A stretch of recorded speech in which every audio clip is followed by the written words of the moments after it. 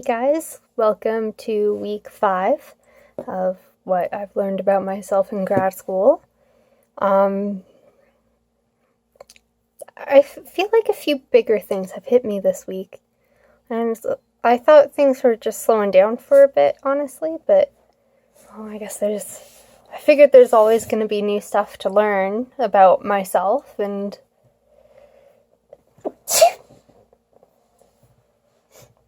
excuse me. But yeah, it's nice to go through all these realizations, and they're helping me become a better person, I think. So, anyways, first, we were discussing humanitarian therapies this week, and we were discussing the definition of unconditional positive regard. And unconditional positive regard is basically being very non-judgmental with your clients and not really giving them much in terms of negative feedback, and just always being like, no matter what you've done or what you failed at or what you look like or anything, I am here to be a support for you, and I believe you are a good person. And one thing that we came up with in our little group discussion was that no matter what decisions we make, we're all doing our best, and we're all choosing what we believe is best in the moment. Even when we make bad decisions that at the time we kind of feel are bad decisions, they're the decisions that keep us moving forward and keep us sane, really. I mean, everybody has to make a decision that might not actually be the best in terms of progress, but might be what they need to do to just get through the stress of the moment.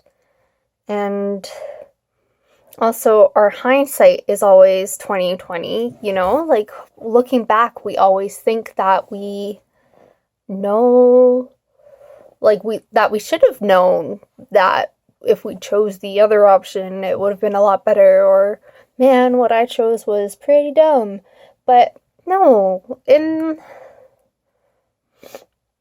like, looking back, yeah, of course you're gonna have extra knowledge and wisdom that is going to change how you would make that decision if you were to make it again, but in that moment when you made that decision, you didn't have that information. So there's no use beating yourself up about it. But I guess what really hit me in that discussion, like, I actually started to feel tears welling up, and like, I had a really difficult time kind of holding that back in the middle of that discussion, but I really felt touched by that sentiment that we're all doing our best, you know? And I mean, it seems like some people's best appears better on the outside to the other people's best, but like, who am I to judge, right? Who is anybody to judge? We're all just trying to get through life and make it day by day, and hopefully get to the point where we can enjoy ourselves doing it. And not what I would think is best is different than what somebody else would think is best, and we all have different priorities, and we're all just doing the best to keep ourselves okay. So I hope you guys understand that and aren't too hard on yourselves either. I think that's probably why I was kind of tearing up a bit, is like, I got it was starting to click to me. It's like, yeah, I have been doing my best lately, and like it hasn't been awesome, honestly. There's a lot more things I can improve on, but you know, I've made a lot of big steps forward, and just moving in a general direction forward is the best anyone can do. Anyways, last week, also, this is a topic that not many people talk about, but we had a paper due, and it was a self-reflection on our sexuality and how it developed, what outside influences there were, things like that. And I realized in writing that paper, I really got transported back into a different part of my past, in my adolescence especially, where like sexuality was a very, very negative topic for me.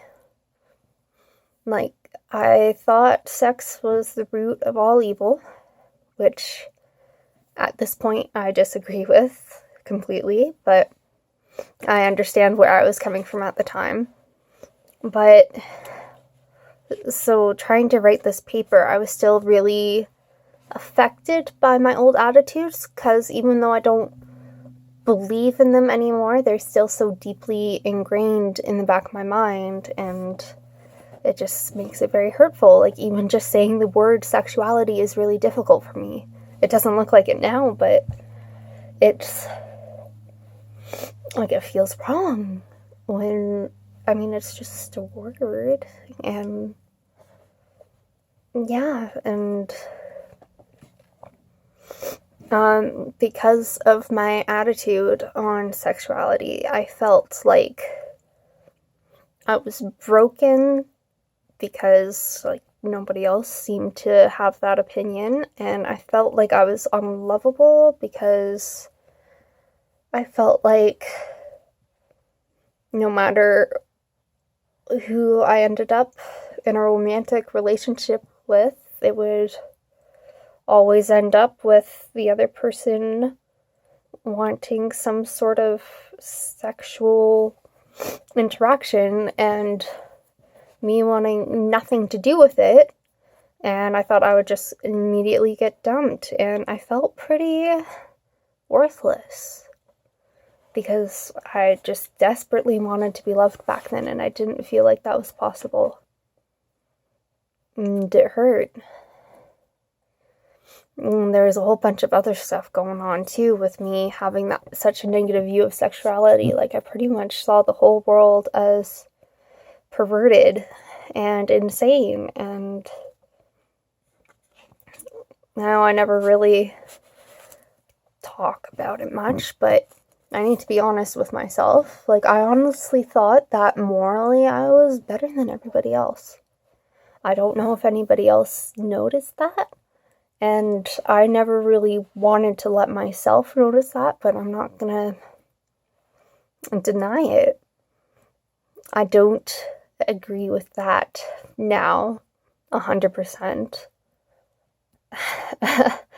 I guess just thinking about that, it's like, hey, I still hold that perception a little bit. That's probably not a very good perception to have. I mean, just because my morals have been really good for me, they might not fit for other people. I am not the one who knows all and knows the best for everybody. I mean, but anyways, so, I mean, there's a lot of negative emotions going on that time, and I felt extremely isolated and alone and hopeless, and I feel myself kind of starting to go back there now, and it was really difficult noticing that when I was writing this paper, that emotionally, I would not be in the present anymore. I would be like somewhere 5-10 years ago. And that's not really healthy. And I guess I'm learning that even though I thought I had dealt with a lot of these emotions, there's still a lot of work I have to do. And yeah, sorry, I'm all sniffly. It's a side effect of one of my medications, actually. But I'd rather be all sniffly than experience what that medication is preventing, so yeah. Anyways, that's a little bit of a sidetrack, and I was honestly very honest there with you guys, I think, in a way that I'm not necessarily usually very honest with myself. But this is part of the growing process, I think. And by expressing the negative parts of myself to others as well, I feel like it will help me recognize them myself instead of trying to push them away or bury them or pretend they're not there. I think acknowledging it to other people is part of what I need to do to work past it and come to better ways of thinking. Anyways, I think that's a pretty good summary of what I've learned this week. Kind of tearing up again. But I really thank you guys for watching and listening, and I guess I don't really know much about who's watching or how many people are watching. Like, I get a bit of a view count, but it's still nice to see that there are people listening and people who want to hear what I have to say, and other people who are interested in sharing this journey with me through grad school. So, thank you. Well, I'll probably try and post you guys a link to another cat video, a link to one of my previous videos, a link to subscribe, and yeah, I guess I'll see you all again next week. And yeah, should be good.